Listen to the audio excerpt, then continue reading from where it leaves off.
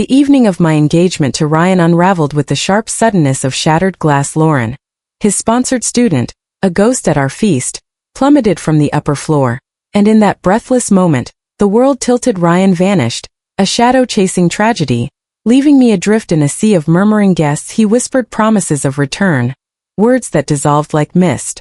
I remained, a statue in silk, tending to the hollow rituals of courtesy. When I called, the phone wept with Lauren's sobs. "Ryan," she cried, "forgive me for pulling you into this darkness." His voice, tender as twilight, replied, "An engagement is just a party. Your life matters more." And there, amid the dying flowers and silent champagne flutes, I felt the final thread between us snap. That night I folded my life into a suitcase and fled across oceans. 5 years later, he found me at the airport, a storm in human form, his fingers locked around my wrist, bitter and familiar. "So you finally emerge from hiding?" he demanded, voice rough with time and anger. But before I could speak, a small, fierce voice cut through the tension. "Mommy, this rude man is scaring me. I'll tell Daddy to come and teach him a lesson." Alone in the aftermath, I sat motionless on a high-back stool, the gown I had so lovingly selected now feeling like a shroud. My eyes burned, hot and relentless. I blinked and the tears came, not delicate, but a flood that knew no mercy. The art I had painted on my face for 3 endless hours, the blending, the highlighting, the hope, melted into a watercolor of sorrow. Nearby, my mother stood silent, her lips pressed into a thin, disappointed line. "And did you get hold of Ryan?" I nodded stiffly. She asked again, "And what did he say?" I forced a smile, but the more I tried, the more my tears came pouring out. I remembered the call I made earlier. I hadn't even spoken when Lauren's sobs came through the phone. "Ryan, it's all my fault. Today is the day you're supposed to get engaged tomally, and I've messed everything up." Ryan gently consoled her. "It's just an engagement party. What's more important than life? If it doesn't happen today, we'll do it another time. The most important thing right now is for you to focus on recovering." The moment that call ended, I didn't dare to hear anything more. I hung up in a panic. My mom looked at me, her eyes full of disappointment. "He said he wanted to leave and you didn't stop him. What could possibly be more important than his own engagement that he couldn't even be there?" My dad, noticing how worked up my mom was, quickly pulled her into his arms and whispered words of comfort. Ryan's relatives sat nearby, exchanging awkward glances, no one daring to speak. Just moments ago, the man I had been with for 3 years had walked out of our engagement party for the sake of his sponsor student. I told Ryan, "If you walk out of this engagement party today, then we are officially done." Ryan tried to comfort me with a gentle voice. "Don't be like this, Emily. I'll be back soon. It won't take long." "I mean it," I said. "If you step out of this hotel today, we're over." Ryan looked at me, his voice still calm. "Don't keep threatening to break up. This time I let you down, but when I come back, I'll give you an even grander engagement party." Overcome with emotion, I became completely hysterical. "Ryan, you're my boyfriend, my fiancé. Do you have any idea how long I spent planning this engagement party? You can leave any other day you want, but not today." I stood in front of the door, blocking his way. Ryan frowned. I knew that was the sign he was getting angry. "Emily, look at yourself. Do you know how crazy you look right now? What's the difference between you and a madwoman? Lauren fell and got hurt. She's just a young girl with no one to rely on. I'm her sponsor. What's wrong with helping her?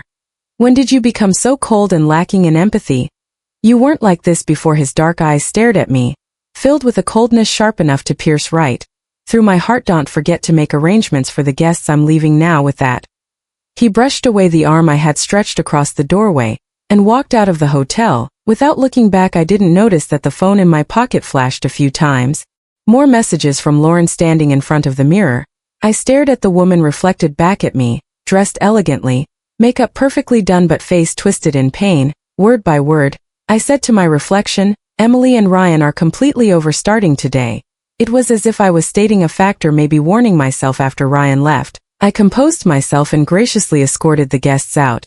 I spent a long time calming my parents down before finally sending them off from the hotel. Along the way, there were certainly a few looks, some scornful, some amused, but I chose to ignore them all. My family background was respectable. I'd always carried myself with pride in our social circles.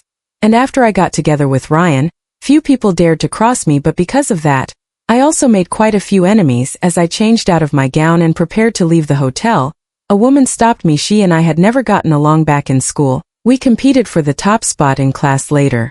We both fell for Ryan, but in the end, he chose me. Ever since, she never missed a chance to sneer at me whenever she could. "Well, Emily, look, Pathetic, she mocked. Looks like Ryan finally got tired of playing with you. I told you, didn't I? Someone like you was bound to be dumped sooner or later. I gave her a cold glance. That's still better than you. At least I didn't throw myself at him and get rejected. She huffed angrily. People may have been scared of you before, but I'm not. You think everyone wants to live like you, always circling around a man like a dog. I've already taken over my family's project and made 100 million. What about you? After all these years, it's clear as day you're still stupid enough to think Ryan actually loved you. She laughed. That's a joke. You were just the most presentable backup out of the women chasing him. If someone younger and prettier came along, do you really think he'd still be with you? She looked at me with smug satisfaction and added, don't tell me I'm right. Did Ryan really cheat on you? I can't believe this is actually happening to you. Emily, I felt a flash of anger. What does any of this have to do with you? Nothing, she said, shrugging, but watching you miserable makes me happy. I pushed past her without a word and walked forward expressionless along the way. I overheard Ryan's friends muttering behind my back. She didn't even argue just now. Guess Ryan really dumped her. Good. I've had enough of her stuck-up, deadpan face, always acting like some fake noble saint. Let's bet on how long it'll take before she starts clinging to Ryan again like a loyal puppy. I say 3 days tops. She didn't even care when he was seeing blissed actresses before. This time won't be any different. Listening to all their sneering, my heart felt like shattered glass crushed into powder. To Ryan, I was just a convenient plan B. Someone he could toss bits of affection to whenever he had time. Affection like you'd give a household pet. My pride and self-respect had been worn down long ago, buried under Ryan's constant neglect and hot and cold affection. I didn't defend myself because the truth was he had been that woman. I used to think that if I just kept giving in, kept lowering my standards, maybe he'd finally show me the love I wanted. I kept telling myself, I'm the official one. No matter how many women he sees, my place won't change. But love doesn't work like that. Love isn't staying home, doing his laundry and throwing my whole heart into someone who barely looks back. It isn't tolerating everything around him and letting his friends ridicule me. It isn't dealing with his side flings while pretending to be happy at public events. Love should be mutual. It should be respect. It should be independence. Word about what happened at the engagement party eventually made its way back to Ryan. A week after the whole fiasco, he called me. I didn't know they said such awful things that day. Don't be mad, okay? He said, Emily, I bought that pink diamond you liked. I had it made into a ring. When we meet next time, take it as an apology gift. But Emily, he continued, I do need to say something. There were so many people at the hotel. How could you treat my friends like that? What if the paparazzi had caught it? How embarrassing would that be? Where would that leave my reputation?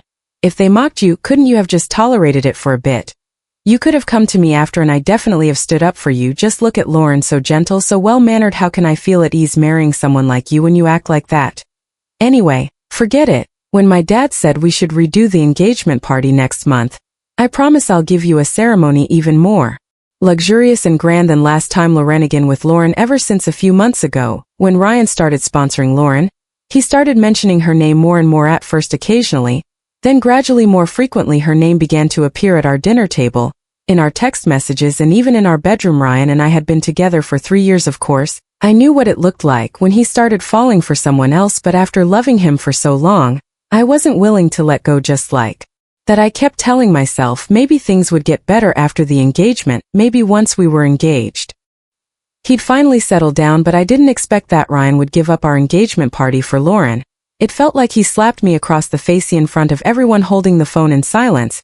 I finally said, Ryan, we're over. I told you when you walked out of our engagement party, that was the end of us. Ryan's voice suddenly turned cold. Emily, you know how I am. Don't joke around like this. I'll pretend I never heard that. I'm not joking, I said. I'm serious. I'm not gonna cling to you anymore. You don't have to worry. I won't have anything to do with you again. Emily, he said, voice tinged with threat. Aren't you afraid that if I get engaged to someone else, you'll be left with nothing? I let out a bitter laugh. Ryan, since when have you ever lacked women? Even when you were with me, you still had your hookups with young models, your one-night stands, so go ahead, engage whoever you want. And with that, I hung up without hesitation and immediately blocked all his contacts. If we were going to break up, then it needed to be a clean, complete cut. But why did it hurt so much? I lay down on the couch as tears silently streamed down my face. My heart felt like it was being squeezed tight in my chest. Every beat was painful, each throb reminding me of what I had lost. I knew why Ryan had said those things, because he was sure I wouldn't leave after all. We had met back in college on a night I returned to campus late and was cornered by a group of thugs. Ryan had stepped in and saved me. He appeared in my life like some kind of knight in shining armor. I fell for him at first sight and quickly became emotionally dependent on him. I tolerated his cheating even after we got together. He had always taken that for granted. He thought if he coaxed me a little, I'd calm down and take him back like I always did. He believed I couldn't live without him, and everyone else thought so, too. But this time I didn't want to lie to myself anymore. I used to think it'll get better after the engagement, but a person's worst habits don't just disappear. Only I kept convincing myself day after day that things would improve, that maybe once we were married or once we had a child to tie him down, things would change. I was becoming exactly the kind of self-pitying woman he used to despise. A month passed after the breakup and Ryan didn't reach out once. It was like he was deliberately trying to teach me a lesson, trying to make me jealous, anxious, and desperate enough to come crawling back. That month rumors about him never stopped circulating in our circles. He was supposedly seeing some young model one week, a small-time celebrity the next. Every woman by his side was delicate and dazzling like a flower. I kept hearing not-so-subtle hints from his friends nudging me to reach out to him and patch things up, but I stayed silent. Without me in the picture, Ryan and Lauren seemed to become completely inseparable. Lauren started posting about their daily activities on social media. She hadn't even graduated yet, but she'd already become Ryan's personal assistant, a position other girls envied. One day she was at a luxury gala with him. The next, he was spending the whole night with her during a thunderstorm. Then the day after that, he was taking her to an industry summit filled with high-profile elites. At this point, if you wanted to know Ryan's schedule, all you had to do was check Lauren's social media. Meanwhile, my chat history with Lauren remained empty, except for one message she sent when she first added me on the day of our engagement. Do you believe I could send one message and make him ditch you to come to me? I brushed it off at the time, thinking it was just some immature outburst from a girl throwing a tantrum. I never thought I'd end up falling so hard because of it. Only then did I realize in Ryan's world, if he ever had to choose between two women, I would always be the one left behind. I didn't want to be someone's backup plan anymore. I didn't want to keep standing still waiting for him to abandon me again. I sat at home staring out the window at the lush green outside, and suddenly I had the urge to go out, just walk around and see the world I had missed all these years. I had stubbornly clung to my love for Ryan, unwilling to take a single step away, but now the love was gone and I knew it was time for me to go to. After I told my brother about my plan, it didn't even take him an hour to decide I should go to Amber to help our company open up the market there. Does it really have to be me? I asked, clinging to the doorframe with both hands, giving him a pitiful look. Then glancing toward our parents, I said I wanted to travel, not work. Mom looked like she was about to step in. Liam, she's not doing well emotionally right now. Why are you assigning her work like this? What kind of brother are you? Some kind of taskmaster? But my brother sighed and said, the company needs to enter the Amber market. I can't leave the country for half a year. Besides, I'm getting older. If Emily doesn't go, then who will? He looked at me with a helpless. Emily's always been more capable than me since we were kids. For years, the only reason our family business hasn't taken a step forward is because she refused to get involved because of Ryan. This time, no matter what, you're not backing out. You said you wanted to clear your head. Then this is perfect. Go to Amber and let work distract you better than moping around all day crying over that guy. So I gave in and boarded the flight, dragging my suitcase with me in a long journey to Amber alone. As soon as I settled into my seat and stowed my luggage, I slipped on an eye mask ready to sleep. Emily, a clear, deep male voice cut through my thoughts, making me pull down the mask. Standing beside my seat was a tall man wearing a dark mask. His eyes were almond-shaped, bright and charming, and held a familiar glint. When he saw me trying to place him, he pulled his mask down. It's me. Seeing his handsome and striking face, I was genuinely surprised. Ethan, you're heading to Amber too? Ethan Pierce smiled and nodded. I got an offer from a university there. I'll be teaching as a professor. And you? I never expected to run into you here, I said. Last I saw on your feed, you were getting engaged. My smile froze slightly. I didn't know how to explain the disaster that was my engagement party. After a pause, I said, there were some unexpected things. We broke up. I'm heading to Amber to help my family's company with a new project. Ethan picked up on the mood shift and didn't push for more. Well, that means we'll be seeing each other often in Amber. I smiled and nodded firmly. I had met Ethan in our college theater club. He was the club president, handsome, talented, and the natural pick to play the male lead in our productions. Back then, we connected deeply through literature and collaborated on several plays that received great acclaim. I still remember one night after our first original play debuted successfully, the club went out to celebrate, and when everyone got drunk, Ethan walked me home. The sky was full of stars. We walked slowly, talking about our favorite writers. We were so close, and the faint cedar scent on him made me feel lightheaded. That night, I truly believed we were soulmates. I could feel my heart tilting toward him. I had thought he would confess to me soon, but after I fell for Ryan, I poured all my energy into that relationship. I never picked up the pen again, and my bond with Ethan slowly faded. We didn't see each other again. Now meeting him here again on a flight, looking into those familiar eyes, I suddenly felt something stirred deep in my empty chest. My heart was beating again, strong and clear. During my first week in Amber, Ryan called. I didn't want to answer, but the calls just kept coming. It felt like he wouldn't stop unless I picked up. When I finally answered, there was silence on the other end. He seemed to be waiting for me to speak. I had just arrived in Amber and work was already piling up. With no response from his end, I grew impatient. If you're not going to say anything, I'm hanging up. He finally spoke. His voice was hoarse and slightly slurred, like he'd been drinking. Emily, it's been over a month. Have you had your fun yet? You've never gone this long without coming back to me. Don't tell me Amber's so desperate for people that they had to send you there for every holiday and break. You should be back by now. I rolled my eyes. Ryan, what does that even mean? You think I'm playing around? I never once played games with you. Whether Amber is short-staffed or not, what does that have to do with you? You don't get to control where I go. I had just arrived in Amber and the overwhelming amount of work had already started to fray my nerves. I didn't mean to sound so harsh, but my tone came out sharp anyway. Can you not talk to me like that? Ryan snapped. It's been this long and you're still angry. I apologized. Bought you the pink diamond. Said I'd reschedule the engagement party. What more do you want? Why are you always so unreasonable? His voice turned harsh, frustration bleeding through every word. You ran off abroad without even telling me. Now you spend your days surrounded by men. Do you even act like a woman anymore? What happened to your upbringing? You weren't like this before. I let out a cold laugh, stunned by his audacity. What right did Ryan have to demand that I stay home like a bitter housewife after we broke up? That I cook his meals and warm his bed as if nothing ever happened. This is what I'm like now. Ryan, is this why you called? Just to scold me? What does it mean to act like a woman? Huh. And while you're at it, maybe ask your dead mother if she fit your definition. Or are you forgetting that everyone in our circle knows your dad was the one who married up into her family? If your idea of a woman is someone like Lauren, then I'm sorry, you'll never have me. Ryan was livid. I called because I wanted to have a serious talk with you. I've already booked the hotel for the 2nd of next month. We'll redo the engagement party. Just come back from Amber, and whatever you said today, I'll pretend I never heard it. But once we're engaged, I don't want you doing such public-facing work anymore. I'll settle down. 2. Let's just move on from everything that's happened. My anger surged so fast it felt like it exploded from the top of my head. You think it's that easy?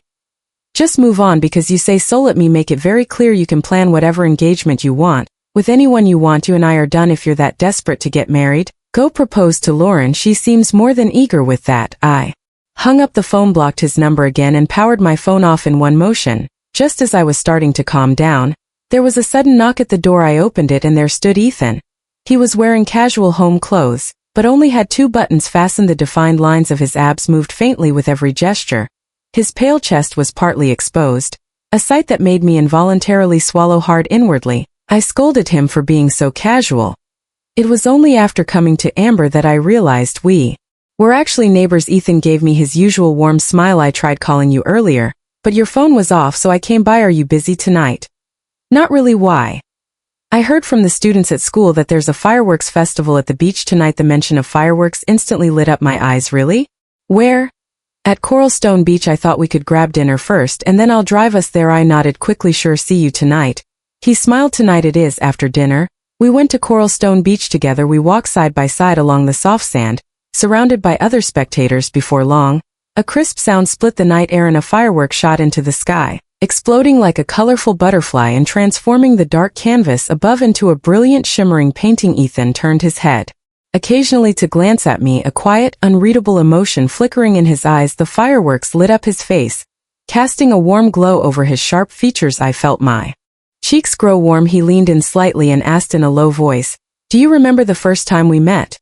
It was on a night just like this with fireworks everywhere. You looked just as captivating back then as you do now." My face flushed deeper. Of course I remember. It was my freshman year. You pulled me into the theater club that very night. Ethan let out a bright, carefree laugh. I guess you should thank me for discovering your talent. I didn't say anything, just smiled, but inside I silently agreed. If it hadn't been for Ethan, I might never have realized my passion or talent for directing.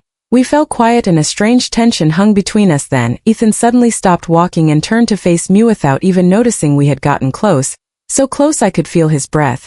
He looked down at me, His gaze intense, his gaze was full of tenderness and anticipation. Emily, the fireworks tonight are beautiful, Ethan said softly, but you know what? In my eyes, you are more dazzling than any of them. My heart fluttered. Can I take that as you confessing to me? Yes, he replied without hesitation. Actually, I've wanted to say this since 4 years ago. Emily, would you be my girlfriend? My heart began to race. I looked up and met Ethan's eyes, and for a moment time seemed to stop. I could feel his warm breath, the quiet emotion in his eyes so clear it didn't even need to be spoken aloud. The words yes almost escaped my lips, but a sliver of hesitation held me back. After 3 painful years with Ryan, I wasn't sure I had the courage to love again. I don't know if I can give you my whole heart right now, I said carefully. You know how my last relationship ended? Ethan gently cut me off. It's okay. Emily, really, I don't care about your past relationship. The only thing I care about is you, who you were. What matters is our future. I missed my chance with you once. I'm not gonna miss it again. My hand instinctively tightened around the corner of Ethan's shirt as if confirming that his confession was real. Then please take good care of me, boyfriend, I said with a smile. I was willing to give Ethan a chance. More than that, I was willing to give myself a chance. The booming of fireworks overhead became the only sound between us. A subtle air of intimacy surrounded us. Slowly, Ethan leaned in closer.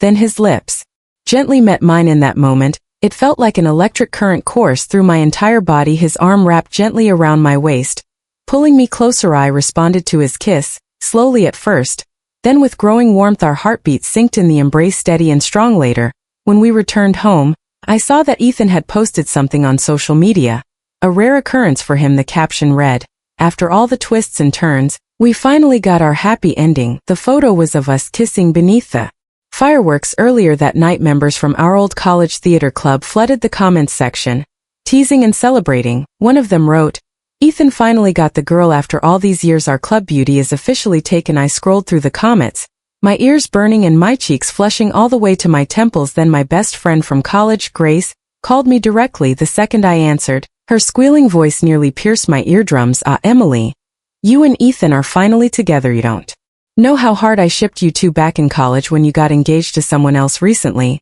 I was so disappointed, but look at this plot twist. My OTP finally came true." Her excitement made me laugh. "We were just friends back in college, Grace. What were you even shipping?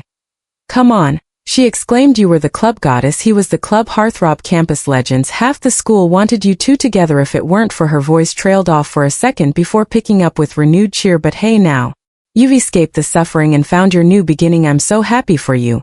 Emily, after we hung up, Ethan was sitting on the sofa. He pulled me gently into his arms from behind. I leaned back into his embrace, surrounded by his warmth and strength. The faint cedar scent on his skin was still the same, still comforting. He lowered his head to kiss my hair and asked, "What did Grace say?" I smiled in his arms. "She said people were already hoping we'd end up together back in college. She never imagined we really would." Ethan chuckled softly. "Actually, I wanted to confess to you on your 20th birthday. But before I could, you met Ryan." I turned to face him, looking into his gentle eyes. Then I leaned in and kissed him, cutting off the rest of what he was going to say. After the kiss, my face flushed crimson. Ethan laughed lightly, cut the back of my head and kissed me again. The kiss started off gentle, but gradually deepened into something more passionate and intense. Ethan's hand slowly moved upward, his fingers tenderly brushing through my hair. I wrapped my arms tightly around his neck, responding to every movement he made. The atmosphere between us grew increasingly sweet, charged with an intimate warmth. When the kiss ended, Ethan gazed at me with dark, smoldering eyes and gently wiped my lips with his thumb. I shot him a playful glare. "My lips are all swollen now." He didn't say a word. Instead, he leaned in and kissed me again. That night, every corner of my home was filled with lingering sweetness and intimacy between us. But it wasn't just our friends who saw the post. Ryan's friends did, too. That evening, Ryan was at a casual get-together with a few of his usual crowd. He sat there, a cigarette dangling from his lips, eyes slightly tired. Among the group was someone who had once known Ethan from back in the day. When he saw Ethan's post on social media, he passed it around the group, exchanged looks, unsure of what to say. Ryan noticed the sudden tension in the room and frowned. "What's with all of you?" he asked. One of them, trying to sound casual, spoke up. "Hey Ryan, I just saw Ethan Pierce's new post. You know, that friend of Emily's from college drama club." At the sound of my name, Ryan's frown deepened. "So what if you saw his post? Aren't you guys friends on social? Isn't it normal?" Another guy who hadn't yet grasped what was happening piped up. Ryan didn't respond. He just exhaled a puff of smoke and downed the glass of liquor in front of him. His mind drifted to the argument we had earlier that day, over the phone. Ian genuinely believed he had been wronged. He'd already lashed out at the friends who gossiped behind my back. He'd gone out of his way to book a more extravagant venue. He'd meticulously planned a flawless new engagement ceremony to make up for the last disaster. What more could I possibly be unhappy about? He had even tolerated my jealousy over Lauren, which he thought was completely uncalled for in his mind. Lauren was just a college freshman who had been harassed by a man while working in a restaurant. He had saved her just like he once saved me, feeling pity for her. He gave her a job. What was so wrong with that? It's not like Foster Group couldn't afford one extra hire, and that day when Lauren fell from upstairs, if it hadn't been for quick medical attention, she could have been permanently disabled. Did I expect her to limp around a restaurant washing dishes for the rest of her life? Ryan couldn't understand why I had changed so much. I had been harassed once, too. How could I be so cold toward someone like Lauren? Yes, he admitted that when first saw Lauren's youthful face and innocent charm, he felt something stir, but he dated actresses and models before and I had never gotten upset. Why is I suddenly throwing tantrums now? He remembered Lauren saying he had spoiled me too much. Maybe she was right. Maybe I did need to be put in my place. Then the friend hesitantly, Ryan, Ethan's post. He and Emily made it official. He even posted a photo of them kissing. The room fell dead silent. No one dared to breathe. Give me the phone, Ryan said coldly, eyes darkening as he stared down the guy who had spoken. The man hesitated, then slowly handed his phone over. Inwardly, he was already regretting bringing it up. Ryan stared at the screen for a long moment, then in a sudden burst of rage, he hurled the phone to the ground with a loud crash. Everyone in the room jumped. The guy mourned his phone silently. For a second, I'm done for tonight, Ryan said in a low, sharp voice, not in the mood. And with that, he stood up and left the private room without another word. But that photo, me and Ethan kissing, kept looping in Ryan's mind. How could I move on so fast? Had I really just given up on him? Ryan didn't want to believe it, but ever since our phone call earlier that day, he hadn't been able to reach me again. Gone to my house, but my parents and brother all refused to give him any way to contact me. It wasn't until he felt a dull ache in his clenched hand that he realized his fingernails had cut into his palm, drawing blood. He wiped the blood onto his expensive suit jacket without a second thought. If I had been there, I would have scolded him, told him about all the bacteria that could enter through the wound back when I was still by his side. Ryan had never imagined a day would come when he needed me this badly. A bitter smile tugged at his lips. How long was I going to stay mad this time? But while Ryan was still thinking of me, I had already spent more than a year in Amber, successfully bringing the local branch of my family's company into steady operation.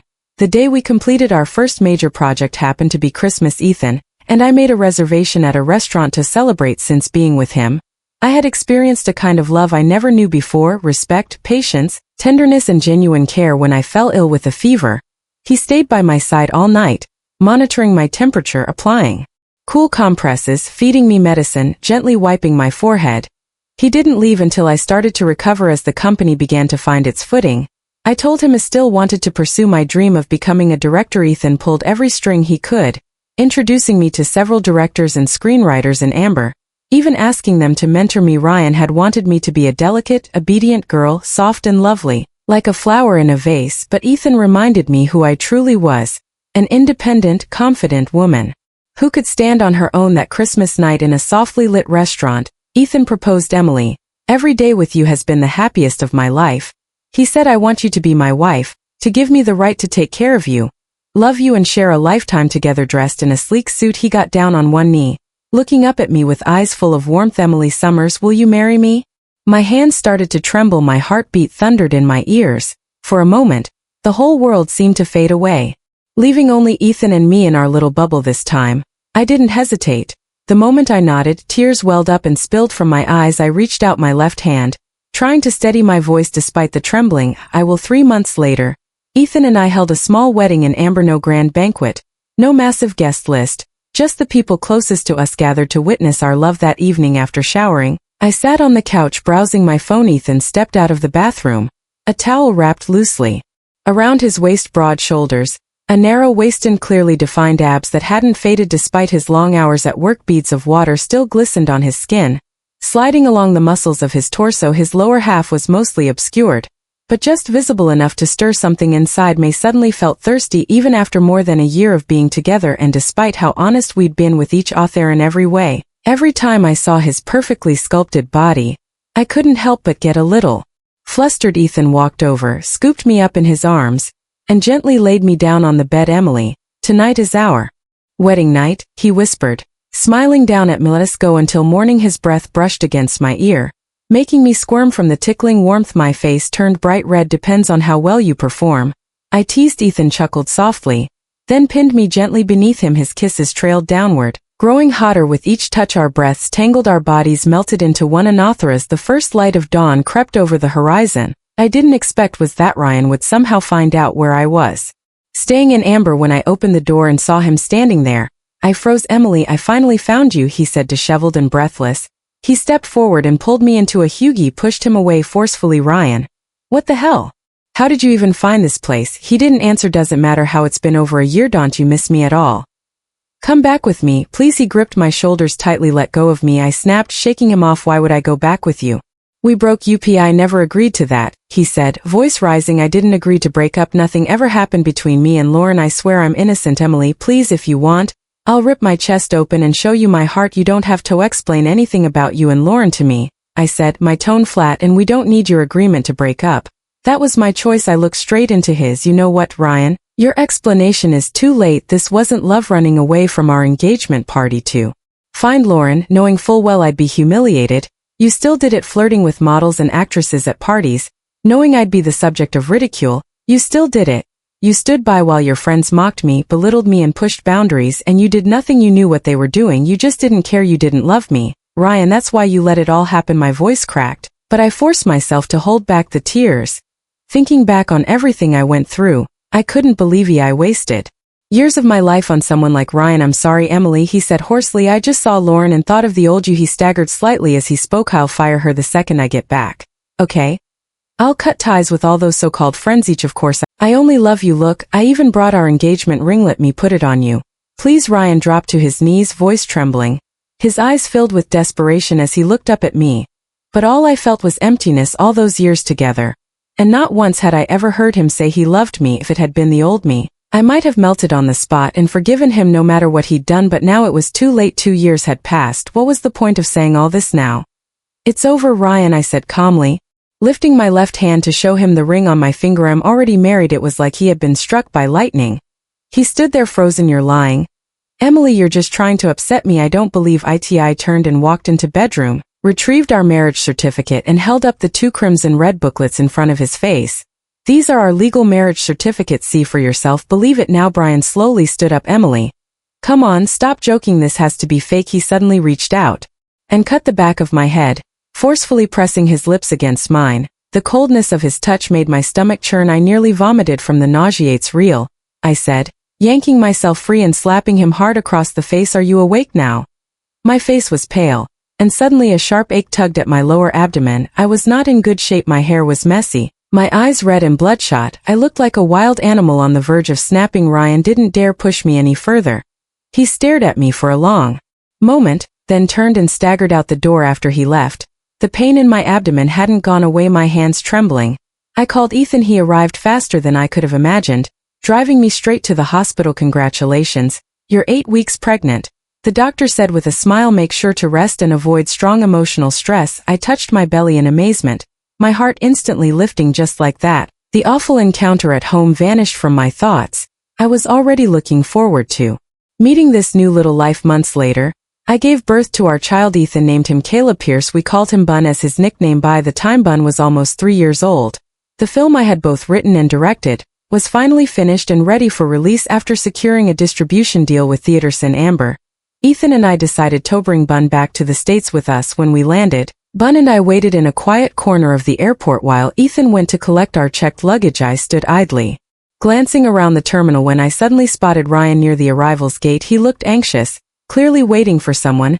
His new assistant stood nearby. After I left the country, Ryan had finally begun taking over his family's company, but his investment instincts were terrible, and to be honest, he wasn't particularly competent under his leadership. Nearly every project the firm touched ended in financial loss, and the whole organization was filled with constant complaints. Eventually, after returning from Amber, he did fire Lauren, but by then, she had already been expelled from her university due to excessive absences. Without a degree, she struggled to find work and was rejected everywhere she went. Desperate, She eventually turned on Ryan. She leaked 2 major collaboration projects that Foster Group had been about to close, handing them over to a rival corporation. Just like that, Ryan lost 2 high-profit deals that had been within arm's reach. Foster Group, once seen as a towering empire, became little more than an empty shell, glossy on the outside, crumbling within. This time, it was Ryan's father who had to personally step in and assign him a new project. Ryan's father had demanded he secure the upcoming partnership at all costs,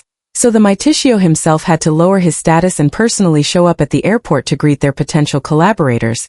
The moment I spotted him, he saw me too. Emily, Ryan called out, striding toward me. He grabbed my wrist and demanded, "You've been hiding from me for 5 years, finally willing to come back now." I rolled my eyes internally and was just about to respond when my little hero piped up. Mommy, Bun said loudly, "This weird man is being rude. He just came up and grabbed you. I'm gonna tell Daddy. He'll beat him up." Ryan's gaze dropped and finally noticed Bun standing beside me. His face immediately lit up. "You're pregnant. This must be our child, right?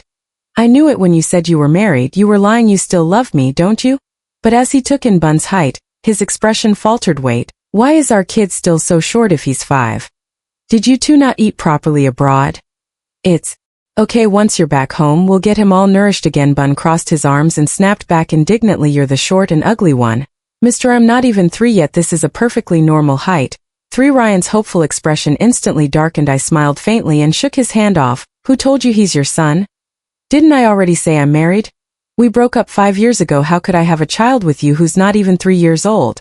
With every word I said, his face grew colder. He tried to reach for me again. "Enough, Emily, don't overact." I stepped back, and just as I did, I fell into Ethan's arms. He had just returned with our luggage. Ethan smiled, but there was no warmth in his eyes. "Mr. Foster, what exactly do you think you're doing to my wife?" Ryan stared at him in disbelief, still wanting to, but his assistant stepped in, whispering urgently in his ear, "Mr. Daniels is arriving soon. Vice President, that man doesn't look wealthy. Let's wrap the deal first. Talk to Miss Summers afterward." Ryan didn't say anything else. He shot us one last long look, then turned and walked away. "You okay?" Ethan asked gently. I smiled. "I'm fine." Bun puffed out his chest proudly. "I protected Mommy today. Aren't you gonna praise me?" "You are amazing," I said, leaning down to kiss his chubby cheek. When we began negotiating with domestic theaters, as expected, we faced immense resistance. Foster Group had once dominated the film industry in our country.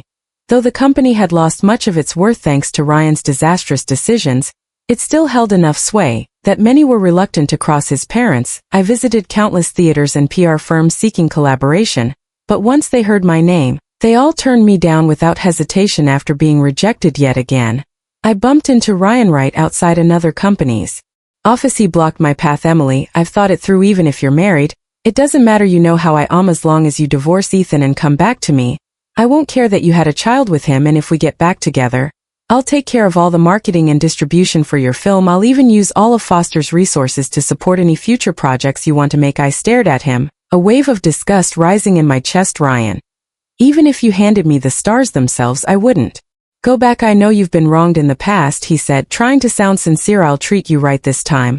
I shook my head with a soft laugh. "Ryan, it's been 5 years. Everything that happened between us, it's like a distant dream now. He stopped caring." "I don't believe you," he said, his voice trembling. "There's no way you just stopped loving me." Talking to him suddenly felt exhausting. "Ryan, we've been broken up for years. We've now been apart longer than we were ever together. Believe it or not.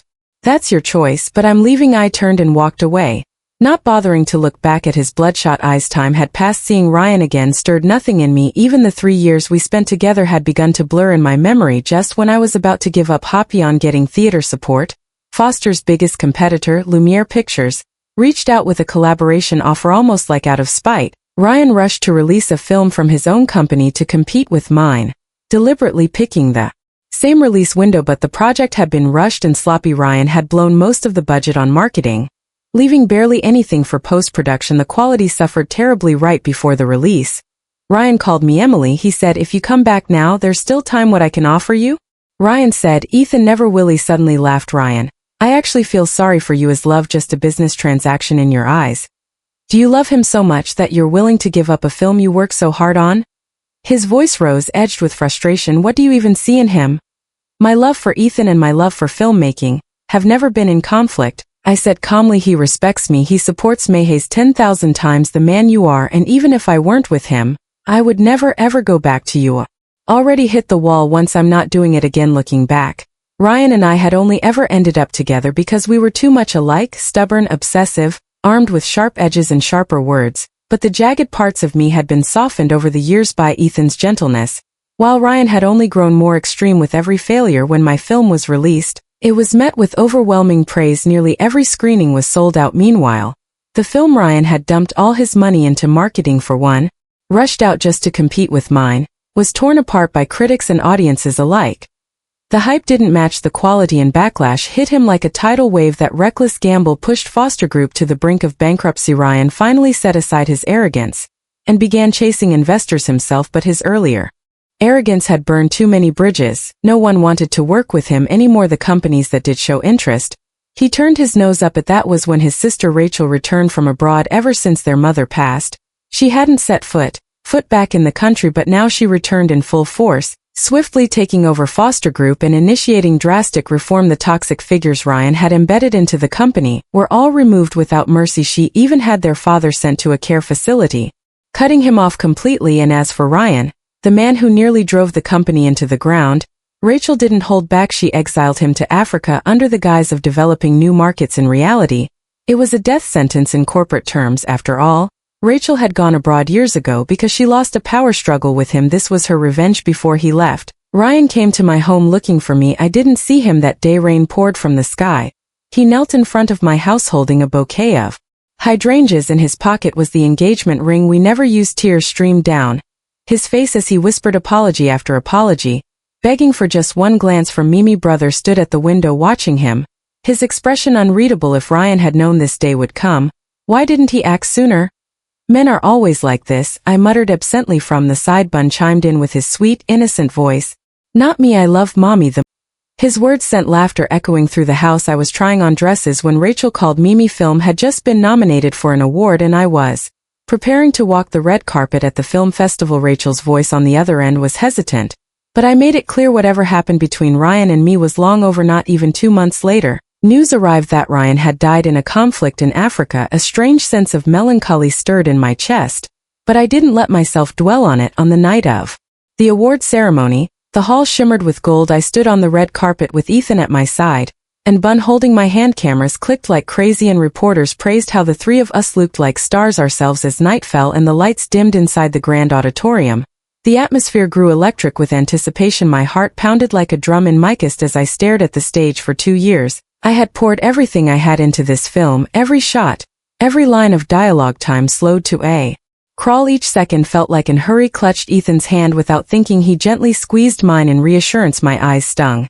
and when I blinked, tears rolled down my cheeks, ruining the makeup that had taken 3 hours to apply. I felt like I was standing in the eye of a storm with every spotlight and expectation resting squarely on me.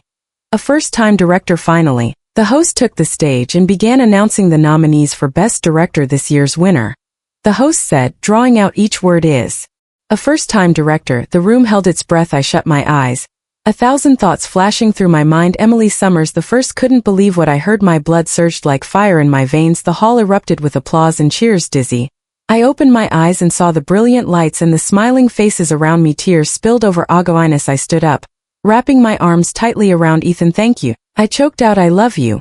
He smiled and gently nudged me toward the stage where flowers and celebration awaited. I walked the red carpet leading to the podium, each step strong and steady. I knew I would remember this moment for the rest of my life. Standing under the stage lights, holding the award in my hands, I fought back more tears as I gave my thanks to my husband, my family, my friends. Through blurred vision, I looked down and saw Ethan and Bun smiling up at me on this long road of life, with them beside me. I knew I would never be alone.